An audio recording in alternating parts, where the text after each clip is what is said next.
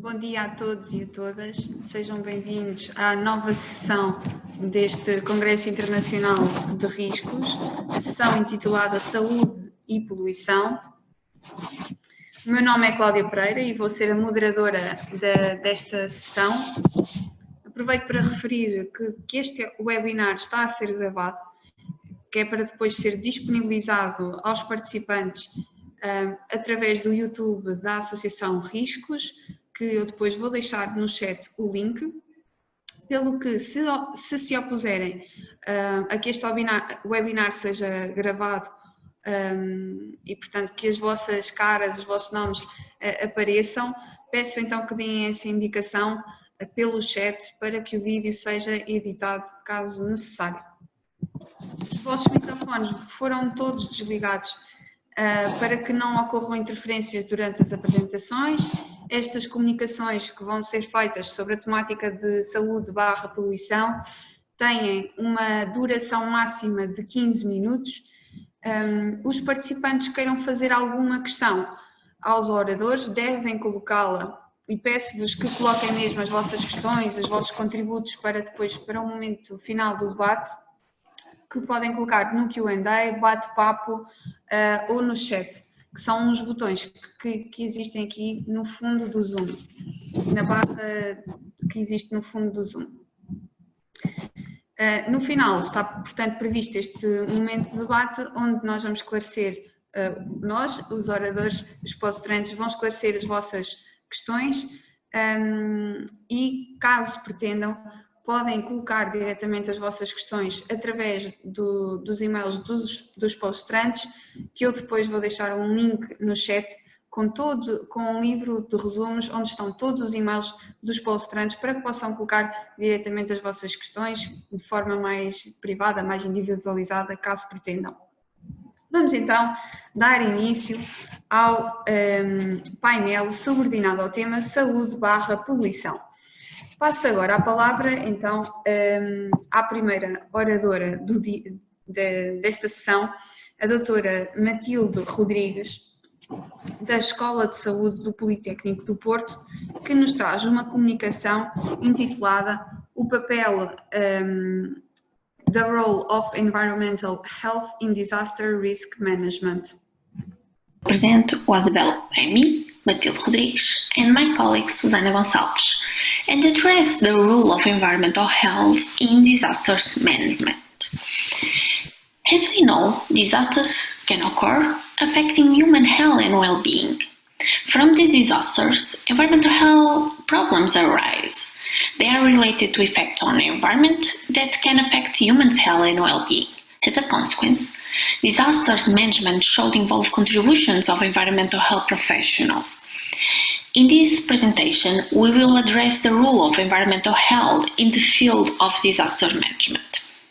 However, since we are dealing at this moment with the pandemic and we are performing some work in this field, I will present new inputs that we believe that are relevant for this conference. In fact, during the pandemic, environmental health professionals have played a critical role to ensure population safety and health. However, at the same time, they are facing several constraints that can jeopardize the effectiveness of their role. In order to help environmental health professionals over the role during this phase, an international work group was created as a task force to endorse environmental health practice. Environmental health practice and interventions in disaster management around the world were raised from the literature. Results of environmental health intervention in several disasters, such as Hurricane Katrina in the United States, Pedrógão Grande fires in Portugal, or the Bellevue Hazards waste fire in Australia, were emphasized. Literature denoted relevant environmental health interventions and practice in the field of disaster management that can be summarized in four main rules.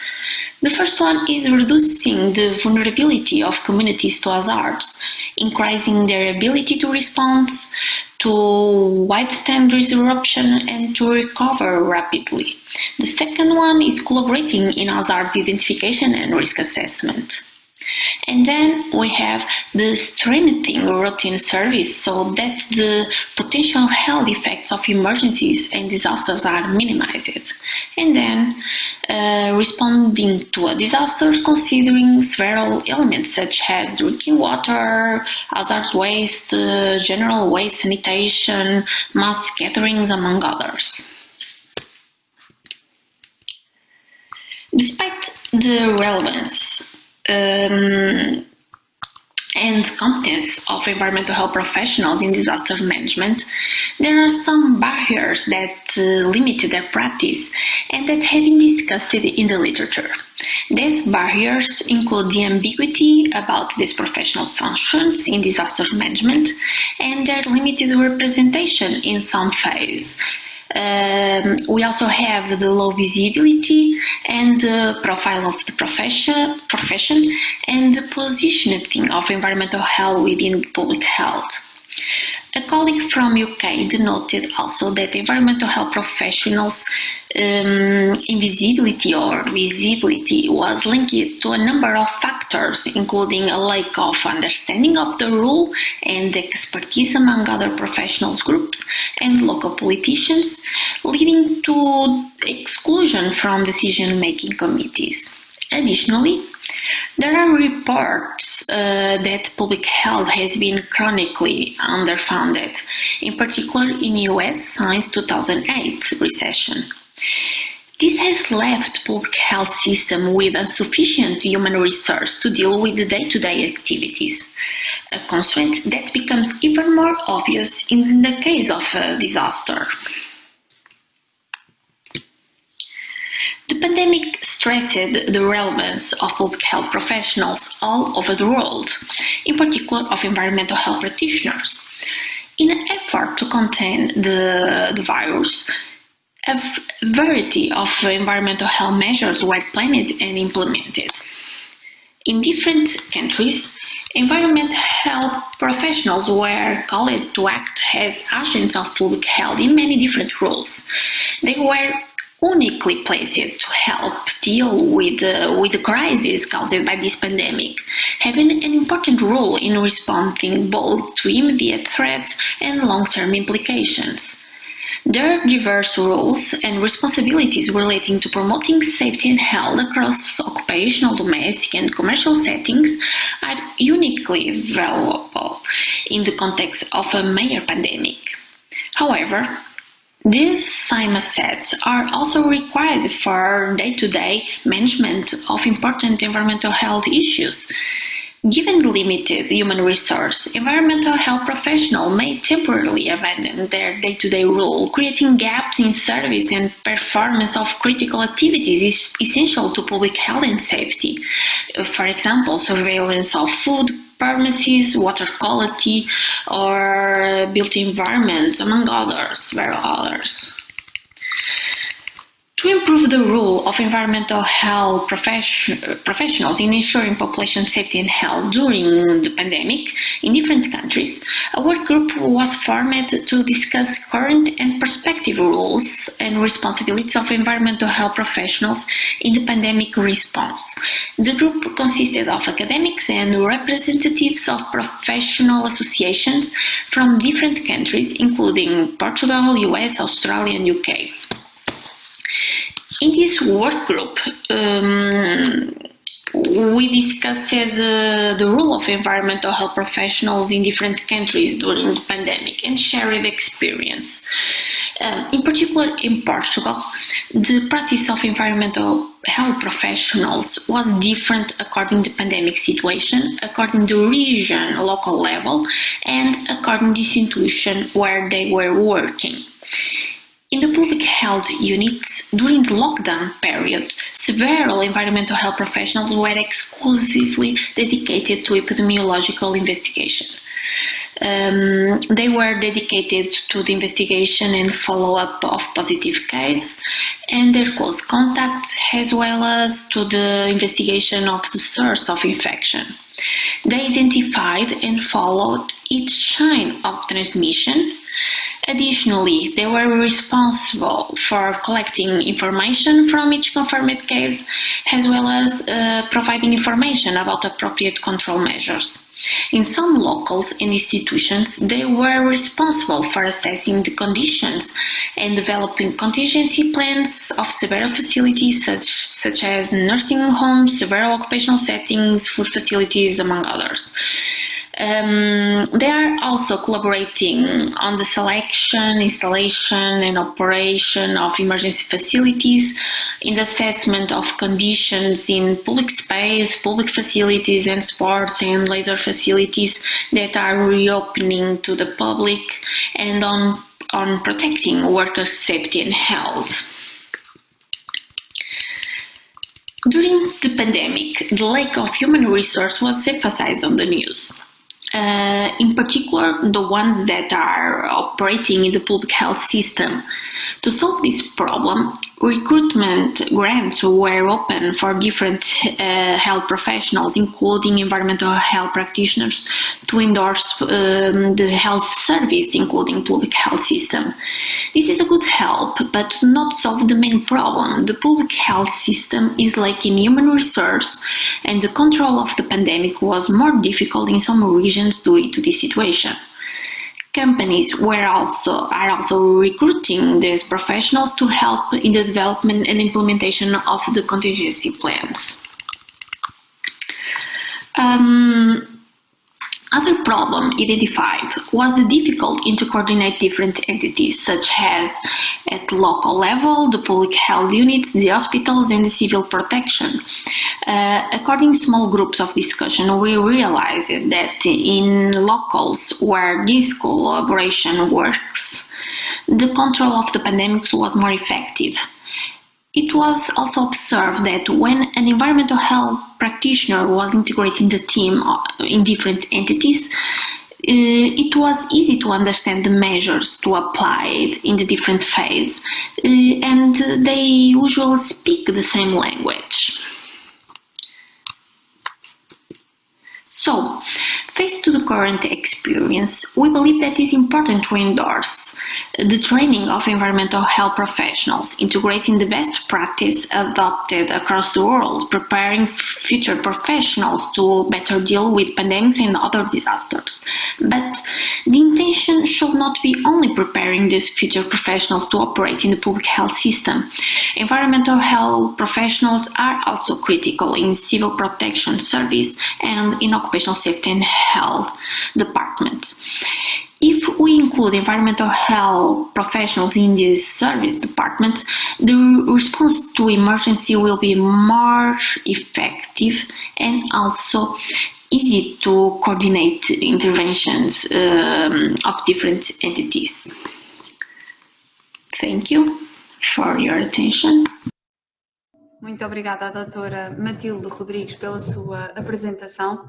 Vamos então passar à próxima comunicação, desta vez pela doutora Sara Faria, que é investigadora na Faculdade de Psicologia e Ciências da Educação da Universidade do Porto. E a doutora Sara Faria traz-nos uma comunicação intitulada Risco de adoecer psicológico, um estudo comparativo de burnout na ferrovia portuguesa. Os que estão a assistir à apresentação deste trabalho, intitulado Risco de adoecer psicológico, um estudo comparativo na ferrovia portuguesa. Atualmente, os trabalhadores do setor ferroviário são frequentemente expostos a diversos eventos estressantes e potencialmente traumáticos, que os colocam numa situação de risco, nomeadamente no desenvolvimento de ansiedade, depressão, stress, trauma e entre outras problemáticas. A Agência Europeia para a Segurança e a Saúde no Trabalho tem vindo a alertar sobre o impacto negativo do stress crónico no trabalho e no final de maio de 2019 a Organização Mundial de Saúde incluiu o burnout como uma doença relacionada com o trabalho, mais especificamente como um fenómeno ocupacional associado a certos sintomas. Os profissionais que trabalham no setor ferroviário estão frequentemente expostos a situações estressantes, algumas inclusive potenciadoras de stress pós-traumático, e estão também sujeitos a interações constantes com os passageiros, com a agravante atual da Covid-19. Assim, é fundamental refletir sobre o aumento do burnout e da desmotivação laboral, que parecem afetar os mais variados setores do mundo do trabalho atualmente, constituindo-se como fatores de risco no adoecer psicológico destes profissionais, com implicações na segurança e saúde destes e também nas tarefas que desempenham.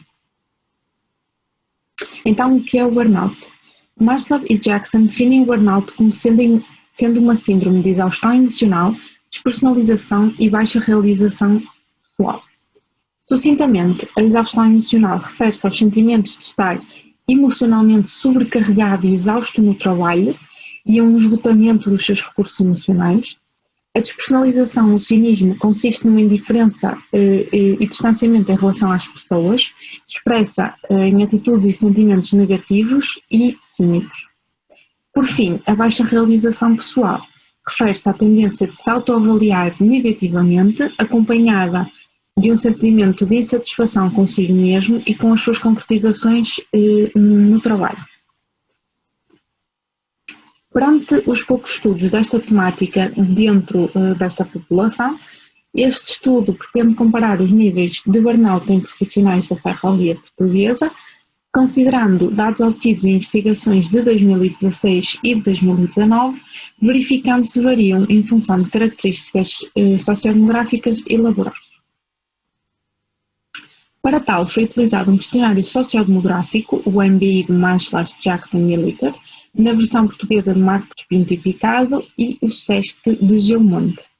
Saliento que o MBI é composto por 22 itens, organizados nas 3 dimensões que eu já referi, exaustão emocional, despersonalização e baixa realização pessoal.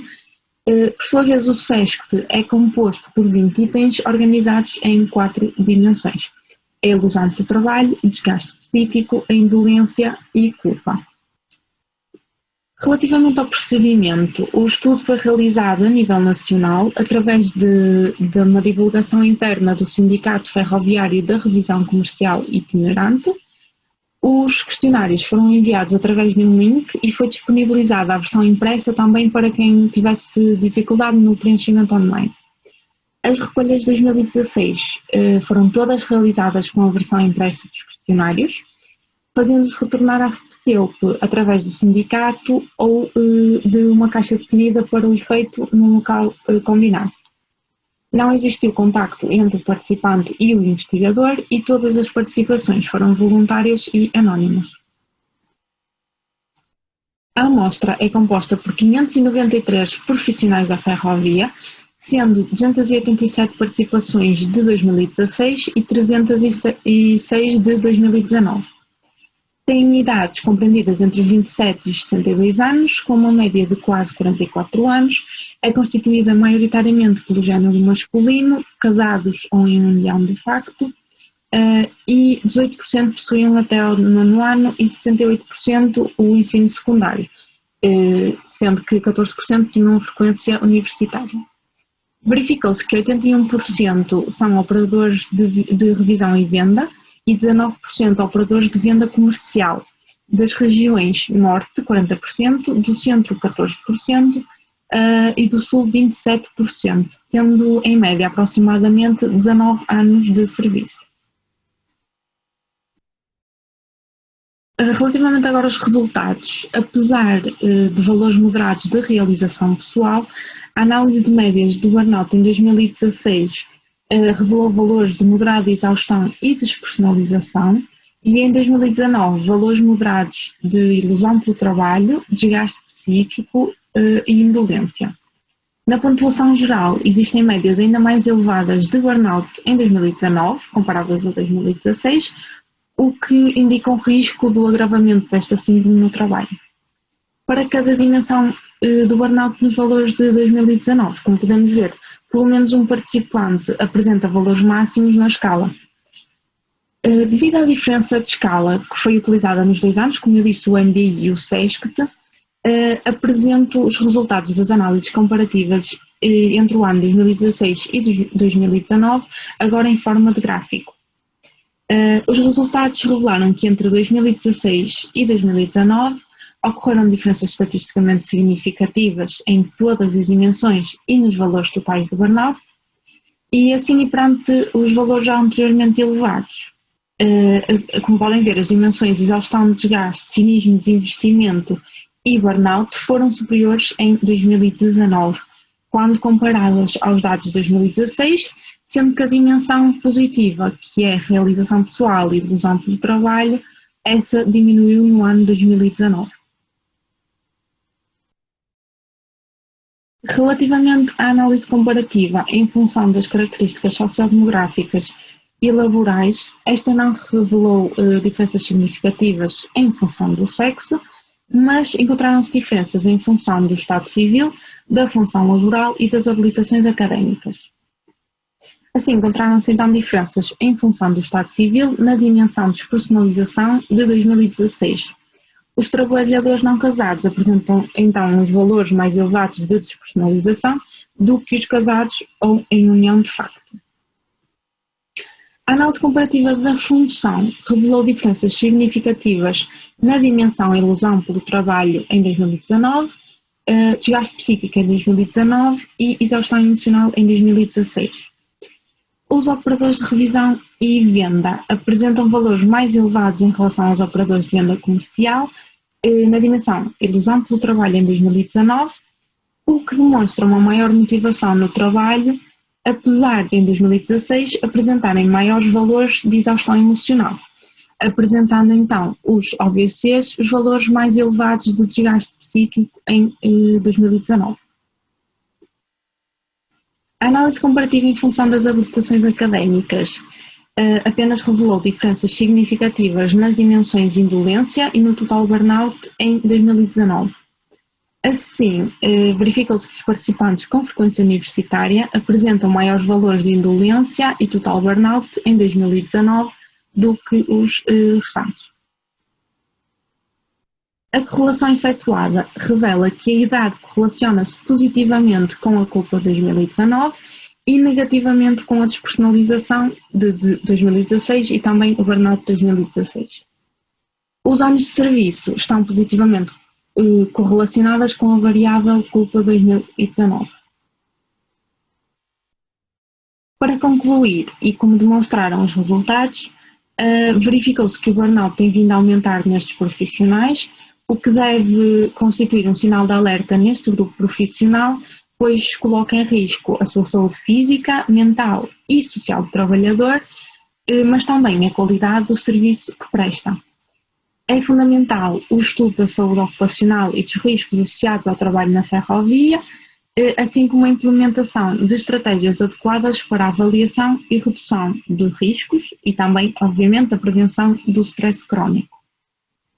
Com a Covid-19 existem novas exigências que são enfrentadas na ferrovia e estes profissionais, estando num contacto direto com o público, devem procurar reforçar a monitorização do seu estado psicológico e não deixar este facto esquecido, para que no futuro o risco e a tendência do aumento do burnout não seja tão elevado. Agradeço a vossa atenção e estou disponível para esclarecer eventuais dúvidas. Muito obrigada pela apresentação, doutora Sara Faria. Vamos então agora, desta vez, já não com vídeo da apresentação, mas sim em direto, a doutora Débora Pereira da Silva, que é estudante de doutoramento na Universidade Federal de Goiás, no Brasil. Boa sorte. Obrigada. Bom dia a todos. Espero que estejam me ouvindo bem. Meu nome é Débora Pereira da Silva. Eu sou estudante de doutorado da Universidade Federal de Goiás, aqui no Brasil. E hoje eu vou apresentar para vocês a pesquisa que tem como título Avaliação de risco à saúde em função da remoção de ocistos de protozoários em estações de tratamento de água do tipo ciclo completo. Essa pesquisa ela foi desenvolvida em parceria com outros pesquisadores, no qual não posso deixar de destacar que foi a Isabela, Nolan, Lilian e Paulo Sérgio. E vou deixar o contato dos mesmos ao final. Essa pesquisa ela teve como objetivo avaliar o risco microbiológico aos consumidores devido à ingestão de água contendo cistos de criptosporídeo e cistos de giardia. em uma água que é fornecida pelo Sistema de Abastecimento de Água Estadual aqui no Brasil. Esse tipo de protozoário, ele gerou interesse de pesquisa, visto que ele é amplamente associado a várias doenças de veiculação hídrica, como podemos denominar aqui de criptosporidiose e giardíase. Dentre os sintomas que essas doenças podem causar à população, está associado à diarreia intensa. Esses micro-organismos, eles foram destacados pelos motivos que, dentro do meio ambiente, eles conseguem sobreviver por um longo período de tempo, diferente de outros micro-organismos, como coliformes totais, o E. coli. E essa sobrevivência, ela também permanece em climas frios. Uma outra justificativa está associado à alta infectividade desses protozoários, visto que o consumo de pequenas quantidades de cistos e ocistos pode acometer aquele consumidor as doenças de veiculação hídrica. E, além disso, esses protozoários eles são resistentes ao processo de cloração convencional, que aqui no Brasil é tido como obrigatório, visto que nós precisamos ter cloro residual na água que é fornecida aos consumidores. Então, dentro da minha pesquisa, a área de estudo foi uma estação de tratamento de água, que está localizada nas coordenadas destacadas do lado direito, né? E apresentados neste mapa. Então, aqui nós temos um ponto em vermelho onde está localizada essa estação. Essa estação, ela utiliza a tecnologia do tipo ciclo completo, ou também conhecida como tratamento convencional. E a água ela é captada de um ribeirão denominado Ribeirão Santana. Durante o período de funcionamento dessa estação, ela funciona com uma vazão mínima de 25 e uma vazão máxima de 77 litros por segundo. Sendo que a estação que foi analisada, ela consegue abastecer um total de 70% da população. E essa população do município analisado, ela corresponde a 30.034 habitantes. Além disso, vale destacar, né, que essa estação ela está em operação desde 1974, então tem bastante tempo, e ela está localizada num município que nós chamamos de São Luís dos Montes Belos, que fica aqui no estado de Goiás, no Brasil. Então, aqui nessa imagem eu tenho a delimitação da bacia, que está contribuindo para o meu ponto de captação, e vale destacar que foi analisado as características de uso de solo dessa bacia delimitada. Então, no qual foi possível identificar que 78,46% é composto de pastagem, então há bastante predomínio de animais de grande porte nessa área. Apenas 13,59% é composta por formação florestal e 2,29% é composta por agricultura, dentro da área analisada. Então, aqui eu trouxe algumas imagens. Essa primeira imagem do lado esquerdo, ela trata da estação, é uma visão geral da estação que foi monitorada. E do lado direito, eu tenho uma das unidades de tratamento, que é o floculador hidráulico, para que vocês consigam visualizar o local de trabalho dessa pesquisa. Ainda dentro das metodologias, eu vou explicar um pouco o que foi desenvolvido, né, e como foi feito. Então, coletou-se 2 tipos de amostra dentro dessa estação, que é a amostra de água bruta e a amostra de água filtrada. O período que foi analisado foi um período que abrange a estação seca e chuvosa aqui no Brasil. Então, monitorou-se entre o período nos meses de setembro e novembro do ano de 2019. E aí nós analisamos uma gama de parâmetros. As primeiras análises feitas foram as análises parasitológicas. O método que foi utilizado foi o método de filtração em membranas. Nós temos vários métodos para análise de Cryptosporidium giardia. Esse método ele é mais acessível, inclusive mais fácil de implementar dentro dos laboratórios das próprias estações de tratamento. Por isso, uma das justificativas. E aí analisou-se, identificou, né, de forma quantitativa, a ocorrência do criptosporídeo e da giardia. Com relação aos parâmetros físico-químicos, nós analisamos 3 parâmetros principais que são também analisados diariamente dentro das estações, que é o parâmetro turbidez, pH e cor aparente. E eles foram desenvolvidos em conformidade com Standard Methods. E um outro parâmetro se refere às análises bacteriológicas, no qual analisamos coliformes totais e Escherichia coli. E também estão em conformidade com o Standard Methods. Com relação à análise de risco, que foi o foco desse trabalho, nós analisamos o risco de infectividade diária e anual. Para isso, essa análise ela foi desenvolvida em 5 etapas. A primeira etapa foi a identificação do agente perigoso. E nesse caso, nós analisamos os 2 agentes perigosos, que são os cistos de giardia e os ocistos de criptosporídeo. A segunda etapa foi a avaliação da rota de exposição. Então, verificamos as prováveis fontes de contaminação do manancial. E isso está relacionado ao uso e ocupação de solo, com presença de bovinos próximos aos cursos d'água. Analisamos também a avaliação da via de exposição. E essa via de exposição consiste na ingestão da água filtrada. Por quê? Porque há estudos que comprovam que o cloro ele não tem eficiência para inativar esses micro-organismos. Por isso que selecionou-se a água filtrada. E temos também a avaliação da dose-resposta, no qual utilizou-se a metodologia de avaliação quantitativa de risco microbiológico propostos pelos autores Hess, Rose e Jebel. E, por fim, dentro dessa etapa de análise de risco, foi feita a caracterização do risco diário de contrair uma doença de veiculação hídrica e do risco anual. Então, aqui dentro dos resultados, eu trouxe esses 2 gráficos, essas 2 figuras, para representar a ocorrência desses micro-organismos dentro da água bruta e da água filtrada.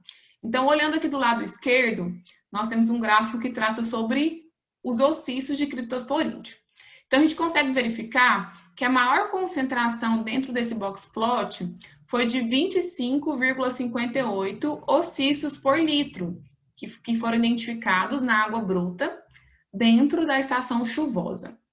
Ainda analisando a água bruta, que é esse outro box plot que também está bastante elevado, nós temos no período seco uma concentração de 13,89. Então, fica claro que no período chuvoso houve maior ocorrência dessa espécie, desse tipo de micro-organismo. Já analisando a água filtrada, a gente consegue verificar que ela não esteve isenta desses protozoários, o que era esperado, né? Então, destaca-se um alerta aqui para a empresa de saneamento, para que sejam feitas melhorias dentro do tratamento de água para garantir a retenção desses micro-organismos em todas as etapas de tratamento até ser fornecida para os seus consumidores.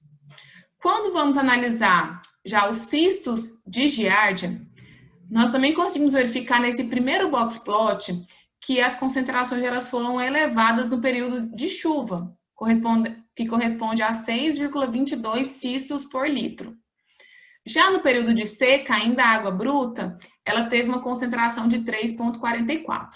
E isso está associado ao carreamento de partículas no período chuvoso. Então, quando ocorrem as chuvas, inclusive as fezes de animais, que são um dos hospedeiros desses micro-organismos, são transportadas para o curso d'água, consequentemente, aumenta essa concentração.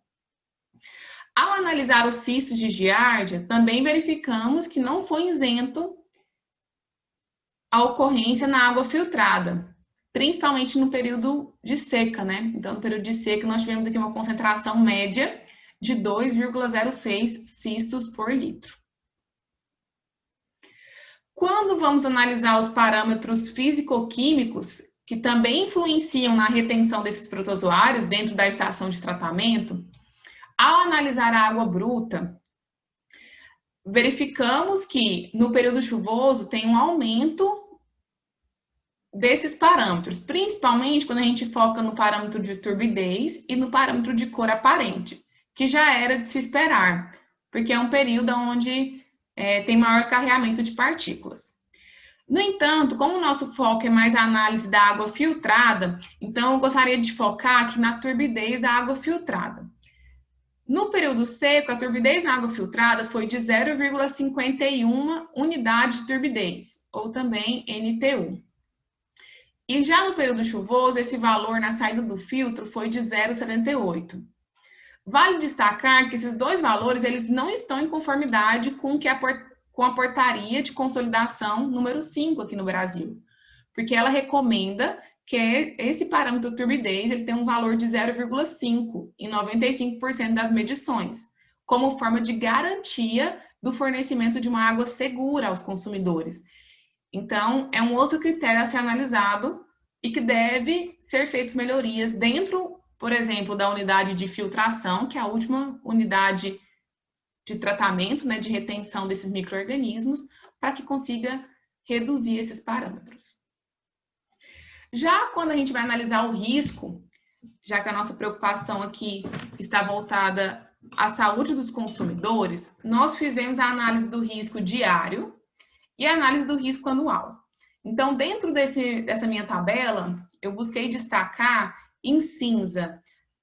Nós temos aqui o risco diário, em rosa, na cor rosa, nós temos aqui o risco anual. Isso analisando com base na água filtrada. Então, ao analisar o risco diário, a gente verifica que no período chuvoso, que é esse período que está aqui, os dois últimos grupos, esse risco ele foi menor do que no período seco. Ainda que, se vocês lembrarem, a concentração no período chuvoso, ela foi bem alta na água bruta. E por que isso? Quando nós estamos em período chuvoso, os operadores dessas plantas de tratamento, eles têm maior facilidade de gerenciar o sistema. Por quê? Porque a água ela tem uma grande quantidade de partículas e aí a eficiência de tratamento ela melhora. Então, na hora de coagular a água, de gerar os flocos, esses flocos sedimentares, e sair uma água límpida, própria para consumo, né? Diferente no período seco. Como está no período seco, a água ela já entra no sistema um pouco mais limpa, então eles têm dificuldade de gerir o processo de tratamento. Por esse motivo, então, nós temos aqui, ó, no período seco, que foi a maior ocorrência, um risco de 9,95 para giardia, isso aqui está em porcentagem, e de 7,72 para criptosporidium. Já no período chuvoso, a giardia teve um risco de 4,97% e o criptosporidium 1,49%. Quando analisamos um risco anual, foi verificado na água filtrada, que é a água que vai para o consumidor, que o menor valor, o menor risco que nós encontramos foi o risco de 99,58%. E aí, aqui eu trouxe ele apresentado de uma outra forma, que é esse risco ele foi maior do que 9,958 vezes 10 a menos 1 risco de infecção por ano. Consequentemente, o que isso indica? Que praticamente toda a população está acometida, poderá ser contaminada por esse tipo de doença, tendo como sintoma diarreia intensa, isso pensando pelo prazo de 1 ano, né? E aí, para concluir, quando a gente vai analisar o risco, nós vemos que aquele risco de 9,98 vezes 10 a menos 1, ele é muito elevado, e ele é superior ao risco que é aceitável, que corresponde a 10 a menos 4 infecções anuais por habitante, conforme recomendado pela agência internacional. Então, destaca-se esse alerta que é onde nós temos um elevado risco de contaminação da população consumidora. Além disso, verifica que houve uma alta prevalência dos protozoários na água bruta, desse manancial analisado, e isso pode estar associado aos 78% de área de pastagem. Por quê? Porque os bovinos ou outros animais de grande porte são alguns dos hospedeiros desses micro-organismos que foram analisados. E, por fim, conseguimos avaliar o risco de infecção por esses protozoários associados ao abastecimento de água. E aí, a partir disso, podemos dar subsídio para que a empresa de saneamento, a empresa responsável pelo tratamento, tome medidas para minimizar esses impactos na saúde dos consumidores. E aqui eu apresento as informações dos autores que participaram do desenvolvimento dessa pesquisa. Deixo aqui o meu e-mail de contato para que haja alguma dúvida ou sugestão. E agradeço a oportunidade de participar do congresso e apresentar a minha pesquisa aqui para vocês. Muito obrigada. Muito obrigada, doutora Débora, pela sua comunicação e agradeço também que tenha deixado o e-mail. De qualquer dos modos, deixei também já no bate-papo, no chat, o link para o livro de resumos, onde vocês podem encontrar todos os e-mails de todos os palestrantes. Felizmente, nesta sessão temos ainda vários palestrantes que estão aqui connosco e, portanto, depois no momento do debate, no final da sessão, podem esclarecer as questões ou colocar, enfim, algumas reflexões sobre as comunicações feitas. De qualquer modo, têm sempre várias opções para colocarem as vossas questões. Vamos então prosseguir, e obrigada novamente, doutora Débora. Vamos então prosseguir para a próxima comunicação, desta vez do doutor José Maria Macias, com a comunicação intitulada A Comparative Approach of Groundwater Pollution Hazard Indexes from Methodology to Reality. My name is José María Orellana. I'm a PhD student at the Geological Survey of Spain, and I'm going to present my communication entitled A Comparative Approach to Groundwater Pollution Hazard Indexes, from Methodology to Reality. If you're watching this video, it's because something went wrong and I'm not able to present online. So I want to apologize in advance, and I hope you all are well. This communication, it is based on a research published a few months ago. You can find the full version of the paper online for free following the journal's website. Well, in the context of groundwater pollution, a hazard is defined as a potential source of contamination resulting from human activities. Groundwater is key for human supply worldwide. 50% of the global population depends on it to satisfy their basic daily water needs, and this proportion increases to 75% in the European Union. The expansion of human activities have increased the pressure over these resources. As a consequence, according to some researches, in 2010, 20% of the world's aquifers were overexploited, and 38% of the European water bodies were under agricultural pollution threat. Anthropogenic pressures might last for a long time, and they do not only increase pollutant concentration, but also slow down the quantity and quality of the recovery rates in polluted aquifers. Once groundwater becomes polluted, contamination persists, and it's difficult to remove it due to their accumulation, long residence time, or the physical inaccessibility. So prevention is essential, not only from an ecological, but also from an economical point of view. In this context, hazard, vulnerability, and risk assessment studies are very useful tools for decision makers, but they also have to be reliable since many water management policies rely on them. In relation to this idea, we aim to analyze the effectiveness of 3 groundwater hazard indexes and to assess its potentialities and weaknesses in order to compare and define their suitability for mapping groundwater hazard pollution. To do so, we selected the Gallo Canta Basin as our study area. The Gallo Canta Basin is a 540 square kilometers endorheic plateau located in the southern boundary of the Ebro Basin in northeast Spain. It is a very rural and agricultural area. The estimated population is less than 2,000 inhabitants, with small villages and scattered settlements related to agriculture and livestock. In green, we can see the natural areas, and in brown, the arable land, which is the predominant land use. Those arable land are the main source of pollution, especially nitrates. In green, we can see the irrigated areas, and in brown, the rain-fed lands. Following the Nitrate Directive, in 1997, the area was declared as a nitrate vulnerable zone to pollution from agricultural sources due to the high nitrate concentration observed in groundwater. We decided to apply 3 hazard indexes.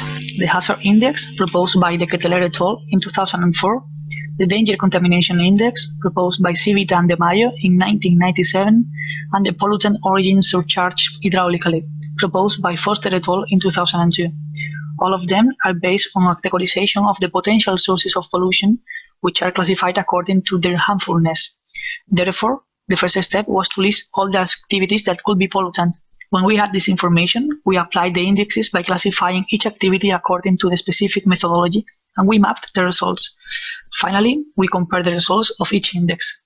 However, since each index has different methodological approaches, we applied the standardization of the scores in order to enable comparison.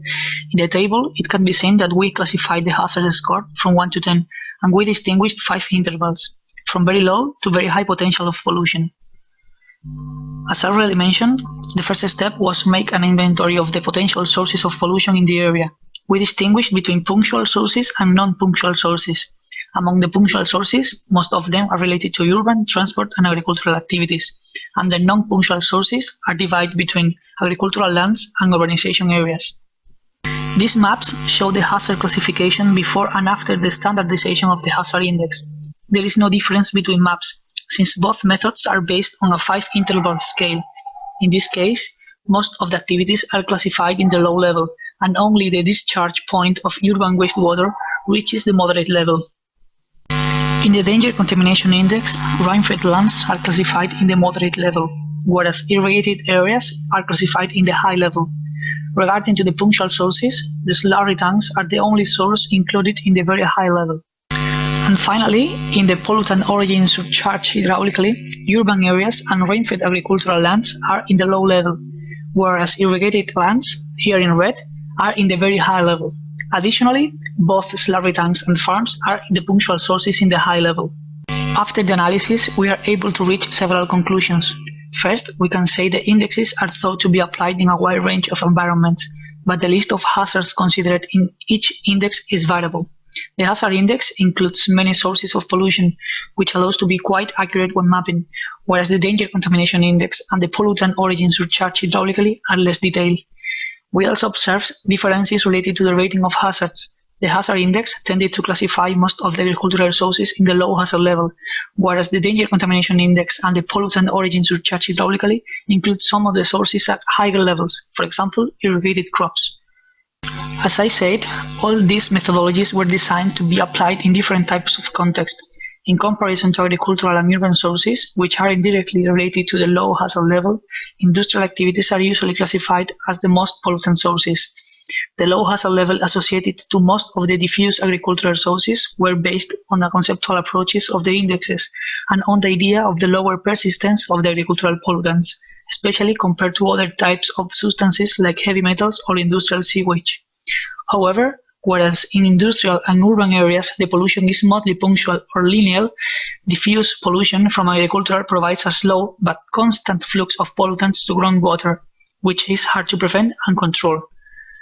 In spite of this, only the Pollutant Origin Surcharge Hydraulically considers intensive agriculture areas on the same level that the heavy industry activities, whereas the Hazard Index and the Danger Contamination Index classify agriculture below moderate hazard level. This fact is contradictory with the current groundwater status in the Cayocanta Basin. After 20 years since the Nitrate Vulnerable Zone Declaration, nitrate concentration is still above the legal threshold of 50 milligrams per liter, and some sites even reach concentrations of 120 milligrams per liter. Those high concentrations have led to recurring cutoffs of drinking water supply in the area. Therefore, it can be concluded that these indexes tend to underestimate the harmfulness of non-punctual agricultural sources. Thank you very much for your attention. Muito obrigada pela apresentação da doutora Maria Roselhó. Vamos então passar à última comunicação, desta vez também em direto, pela doutora Dalila Serpa, que é investigadora na Universidade de Aveiro. Se não se importa, eu vou fazer a minha apresentação em inglês. Portanto, o trabalho... Ok. Portanto, o trabalho que eu vou apresentar hoje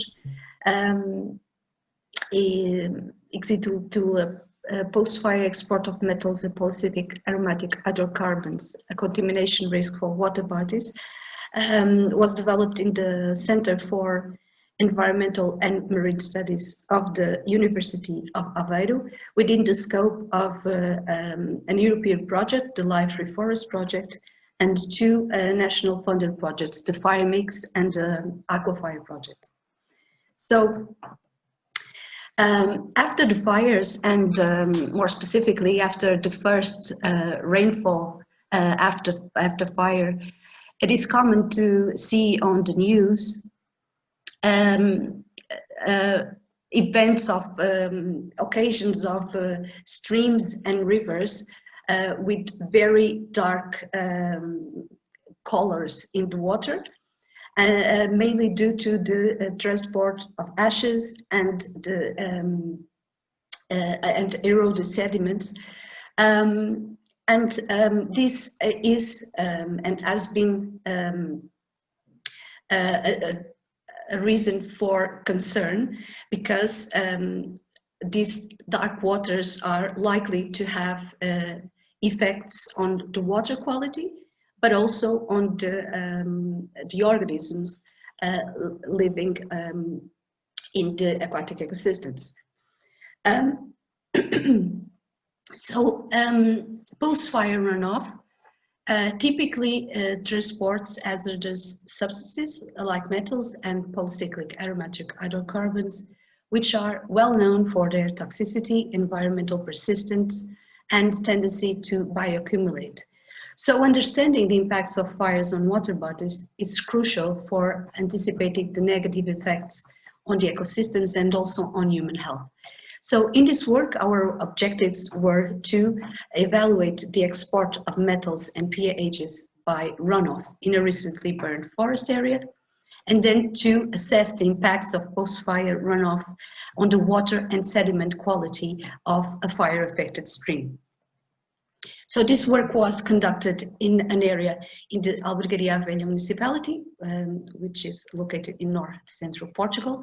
The fire occurred in September 2019. It was a moderate severity fire that burned 1,492 hectares of eucalypt plantations. So to assess the mobilization of these fire-related contaminants by runoff, we have installed runoff erosion plots of 16 square meters in a recently burned eucalypt slope, and monitored these plots for 6 months. So during this period, runoff samples were collected weekly or bi-weekly, dependent on the occurrence of rain, and all samples were analyzed for total suspended solids for metals, and the metals that were chosen to be analyzed were chosen based on their relevance in terms of environmental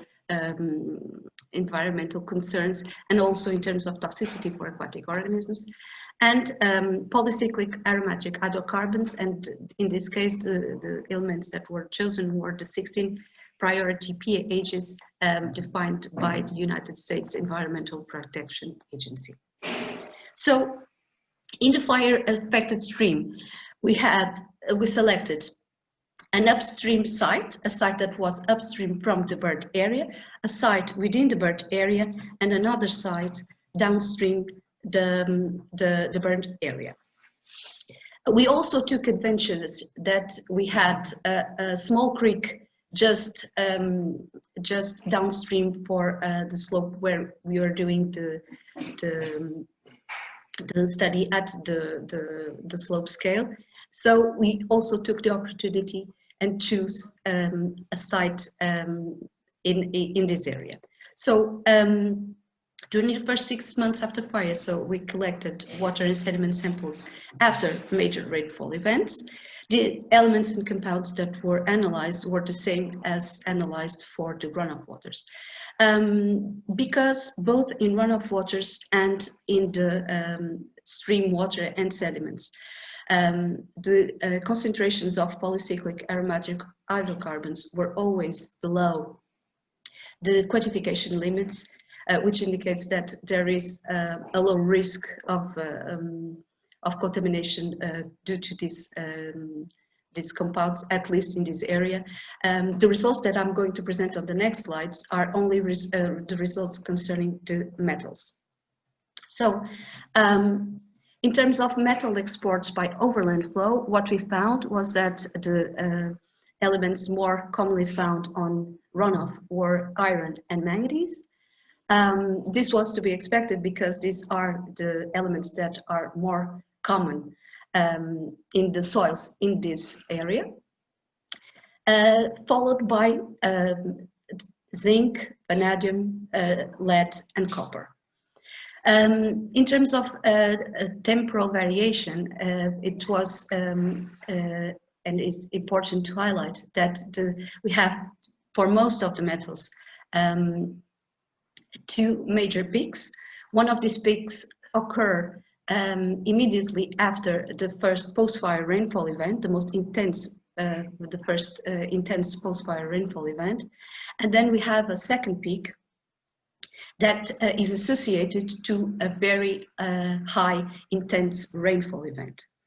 For some elements, like for zinc and copper, what we found is that there seems to be a more or less constant export throughout time. So in trying to understand what were the main environmental drivers related to metal exports, we did a correlation analysis with metal exports and overland flow, erosion, and rainfall. And what we found was that metal exports are strongly or more strongly correlated to sediment losses than to overland flow. But for some elements like zinc and copper, we found a stronger correlation to overland flow than to sediment losses. So in terms of metal concentrations in overland flow, for most metals, what we see is a very high peak in concentrations immediately after the first post-fire rainfall event. Then the values drop considerably. And this is mainly due to the wash-off of the ash layer and the ice sediment losses immediately after the fire, when the soils are bare, completely bare. For elements like zinc and copper, we see an increase in concentrations with time since fire, and this is likely related to the mobility of these elements, because we often found these elements at high concentrations in both the dissolved and particulate fraction of runoff waters. Regarding the fire-affected stream, in terms of metal levels in the water, what we found is that metal concentrations were, with some exceptions of course, but were generally similar between the 4 study sites that we have selected, which suggests a low impact of fire on water quality.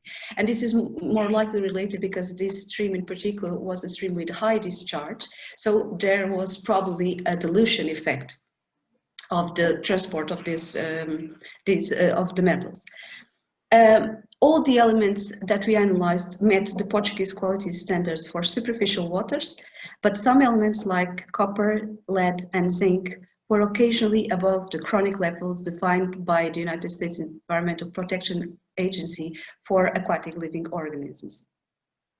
In terms of metal levels in stream sediments, so as we found in the runoff waters, iron and manganese are the elements that are more common in the sediments in this stream. But for the elements like zinc and copper, they are more likely to cause toxicity for aquatic organisms. What we found is that before the autumn rains, these elements and the concentrations of these elements were typically higher at the upstream side, which suggests a background of contamination in the basin. After the autumn rains and the intense rains that occurred during this period, the metal concentrations in sediments were slightly higher at the burn site, which indicates that fires can act as an additional source of pressure for water bodies, especially those that are already with high pressure from human activities. So what we also realize is that elements like zinc, copper, lead, arsenic, and chromium were also above effect concentrations for aquatic organisms, which shows that there might be problems for the aquatic communities. So in terms of conclusions, I would like to highlight that the metals mobilization was high immediately after the first post-fire rainfall event, which emphasizes the importance of a rapid implementation of post-fire erosion mitigation measures for minimizing the risk of contamination for aquatic ecosystems.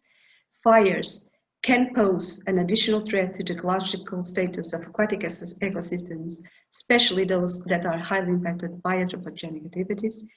And the increase in fire severity and frequency, as it is forecasted by the most recent future climate change scenarios, reinforces the importance of water managers to define adaptive strategies to prevent contamination of freshwater bodies by wildfires in the future.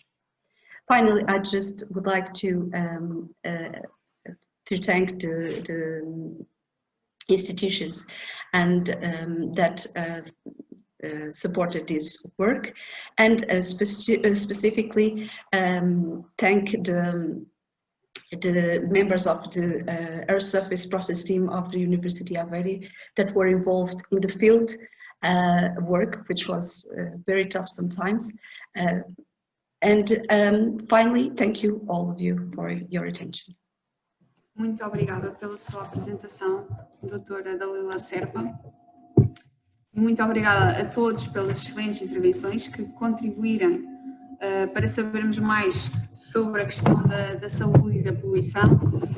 Sem mais demoras, e como já temos aqui várias questões, não, são duas, duas questões colocadas pela doutora Dalila no chat, e para quem pretender colocar mais questões eu vou voltar a repetir esta informação que é muito importante, que se vocês moverem um bocadinho o rato quando têm o Zoom ligado, vão perceber-se de que há um painel na barra inferior que tem diversos botões, entre eles o chat, o bate-papo, o Q&A, e aí vocês podem colocar as vossas questões agora para este momento de debate. Ainda temos bastante tempo para o momento de debate. E sem mais demoras vamos então passar à primeira questão dirigida à doutora Sara, portanto... Exatamente. Então, doutora Sara, pergunta à doutora Dalila se tem conhecimento de medidas efetivas tomadas pelas empresas de ferrovia para minimizar o risco de burnout nos seus trabalhadores. Bem, bom dia a todos. Eu, antes de mais, agradeço a oportunidade de participação neste congresso e agradeço também a atenção de todos. Bem, relativamente à pergunta colocada pela doutora Dalila, a resposta é que não, que seja de conhecimento público, não, realmente não existem medidas para a minimização desta problemática do burnout. O que existe na ferrovia é realmente muito baseado num protocolo de ação, ou seja, quando acontece algo no exercício do trabalho destes profissionais, eles sabem o que é que devem fazer e assim atuam. Para a problemática do trauma, no entanto, já existe um protocolo de seguimento do profissional e estão também a ser desenvolvidos estudos para no fundo, se poder sugerir no futuro, não é, intervenções nesta área do burnout, mas até agora é tudo assim muito individual, muito clínico e menos numa ótica da prevenção. Pronto, espero ter dado... Sim, sim. Ou seja, há necessidades de medidas de prevenção do burnout. Exatamente, sim. E que medidas sugeriria já agora? Bem, podíamos, falando da monitorização, por exemplo, que é algo que consegue acompanhar o profissional nos seus indicadores psicológicos. Ao monitorizar, este fica mais atento e ele próprio consegue gerir o seu stress, porque o que leva ao burnout é um stress crónico, ou seja, falamos de um espectro de stress já numa fase muito final. Também poderia passar pela formação, obviamente, nós sabemos que há empresas que o fazem e que resultam. Existem outras estratégias também, há inclusive um livro publicado pelas professoras da Escola de Enfermagem que falam em diversas estratégias neste nível de prevenção exatamente do burnout.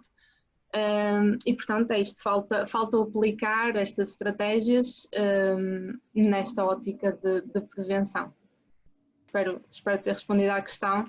Bocadinho a ligação. Para concluir, era basicamente dizer que realmente elas existem informações já que provam, claro que não nesta população, mas que conseguem provar que há estratégias de formação e mesmo destas de gestão de stress e uma aposta em programas de saúde ocupacional que poderão melhorar esta problemática de burnout, e entre outras, porque, como eu disse, mesmo o próprio burnout já é associado ao stress, a um stress crónico. E portanto, pronto, penso que posso concluir assim, e o que falta é aplicá-las e concluir assim. Agradeço também o envio da pergunta e também o interesse que foi demonstrado no meu estudo. Depois podem, como eu tinha já referido anteriormente, não é? Podem até enviar as questões diretamente para os palestrantes. Têm todos os mails no livro de resumos do Congresso que eu já deixei aqui no chat e que posso novamente referenciar no chat. Então vamos passar então à próxima questão colocada também pela doutora Dalila e que é dirigida à engenheira Débora Silva. Muito bom dia novamente, doutora Débora. Vamos então ouvir aqui a questão. Que medidas podem ser tomadas pelas empresas de tratamento de águas para minimizar a existência de agentes parasitários nas águas para consumo humano? Bom dia a todos.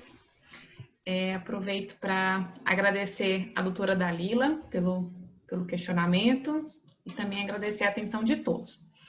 Vou começar respondendo essa pergunta citando uma das medidas que a empresa de saneamento está analisando para ser tomada, de forma a minimizar a existência desses agentes, né, dentro da água destinada ao consumo. A primeira delas é a melhoria da estação de tratamento, visto que nós analisamos um sistema que está em funcionamento há mais de 40 anos. Então, tem se estudado melhorar, por exemplo, o filtro, que é a última unidade de tratamento. Então, eles vão mudar o material que contém aquele filtro para garantir a retenção desses micro-organismos. Essa é uma das medidas que serão tomadas. No entanto, vai ser preciso um novo estudo para verificar se realmente foi eficaz, se realmente conseguiu reter. E existem outras medidas que também podem ser tomadas, como, por exemplo, implementar medidas adicionais de desinfecção da água, que na Europa, em Portugal, são mais comuns do que aqui no estado de Goiás, por exemplo, no Brasil. Que é o quê? Você desinfectar através de ozônio, de radiação ultravioleta, que são medidas que podem ser feitas adicionais e são eficientes para inativar esses agentes parasitários. E eu não posso deixar de destacar que também cabe a essa empresa de saneamento tomar medidas na fonte. E aí eu falo medidas no manancial, para reduzir a ocorrência desses protozoários no meio ambiente. E aí, para isso, devem ser desenvolvidos projetos em parceria com os empresários e produtores da região, porque é uma região intensa, onde tem alta produção de bovinos, por exemplo. Então, tomar medidas para evitar com que esses animais, as áreas de pastagem sejam muito próximas ao curso d'água. Essa é uma das medidas. Então, é necessário projetos para que isso seja bem eficaz e garanta uma saúde, né, aos consumidores, que é o principal interesses da pesquisa. Agora, para uma questão muito pertinente, não é? Porque estava a dizer da proximidade dos bovinos, não é? Em relação às águas, e também se coloca muito essa questão em relação à agricultura, não é? Do quanto os químicos que são utilizados na agricultura podem depois afetar as águas.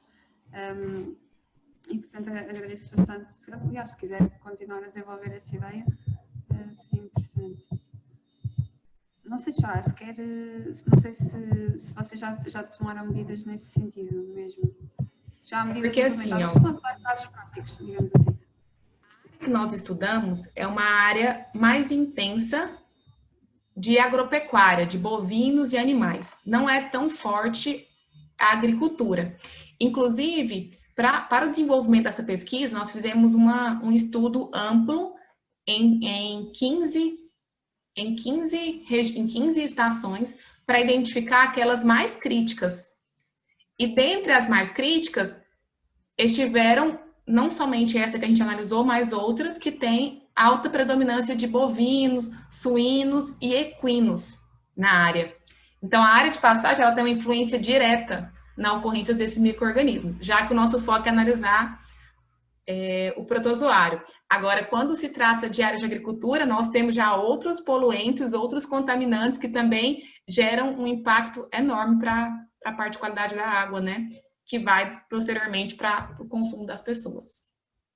Estava a agradecer as suas respostas.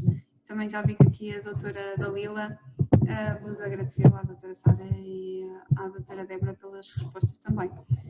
Temos aqui um conselho da doutora Carla que diz: aconselha a fazer o estudo hidrogeológico da zona, pois mesmo que afaste o gado, pode continuar a haver contaminação. É necessário estudar a geologia também. Só assim decidir onde colocar a pecuária. Concorda, doutora Débora? Sim, e agradeço a sugestão, inclusive para projetos futuros, né? Fazendo parceria com novos pesquisadores aqui do Brasil. Muito obrigada, doutora Carla, pela sugestão para as próximas pesquisas. Muito bom. Assim é ótimo, porque há aqui a possibilidade de vocês contribuírem para as pesquisas uns dos outros. Isso é excelente. Entretanto, não recebi mais questões, mas gostaria de saber se gostavam de colocar mais questões. Volto a referenciar que podem colocar questões ou mesmo só opiniões ou neste caso, sugestões como a que a doutora Carla colocou agora no chat. E para fazerem isso, têm aqui uma barra inferior do Zoom, onde têm vários botões, entre eles o Q&A, o bate-papo e o chat. E é aí que vocês podem colocar as vossas questões. Umas podem ser mesmo dirigidas a algum palestrante em específico ou dirigidas à mesa, digamos assim, portanto a todos os palestrantes, para que haja aqui um debate. Se entretanto depois não forem surgindo questões, daremos por encerrada a sessão, mas vou então aguardar. Enquanto aguardo mais questões, vou aproveitar para dizer que no programa do Congresso segue-se aqui uma pausa depois para o almoço, do meio-dia e 30 às 14 horas, e depois às 14 horas vamos retomar os trabalhos, até às 16 horas, com as sessões paralelas de painéis temáticos. O webinar 1, que está a ser efetuado no Teatro Paulo Quintela e a ser transmitido online, será sobre a temática multirrisco, e depois o webinar 2, com a temática riscos tecnológicos e outros. E este webinar 2 que é transmitido apenas online. Isto até às 16 horas. Depois, hoje, das 16 horas às 17h30, temos então o encerramento do Congresso, primeiramente com uma conferência de encerramento intitulada Somos Todos Agentes de Proteção Civil, mas uns mais do que outros, que será feita pelo jornalista Celso Paiva, no Teatro Paulo Quintela, e também com transmissão online, podem ter acesso através do link do webinar 1.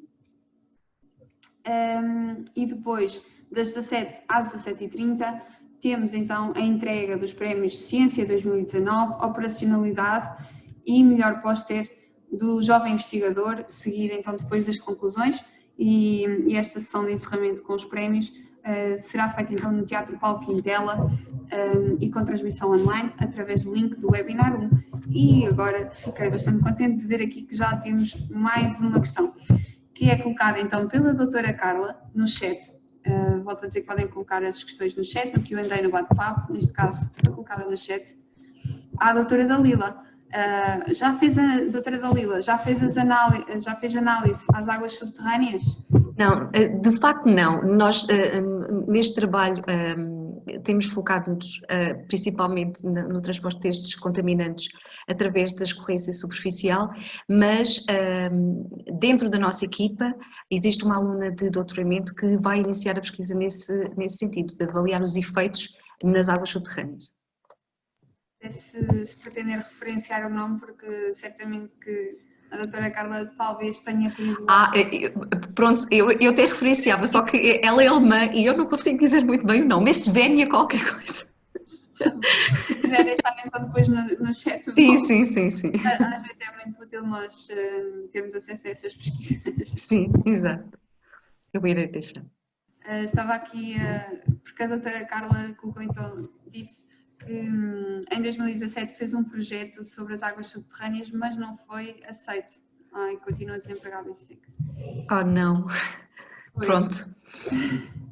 A verdade é que as tendências estão sempre a mudar e, portanto, se calhar este ano nunca se sabe, poderia ser aceito. Chegamos aqui ao horário, portanto vou dar por encerrada esta sessão. Mas agradeço a todos os autores das excelentes comunicações, espero que tenha sido proveitoso e que tenha motivado a alcançar mais resultados nesta área. E como disse, agora vamos ter a pausa para o almoço e retomamos os trabalhos então às 14 horas. Muito obrigada a todos.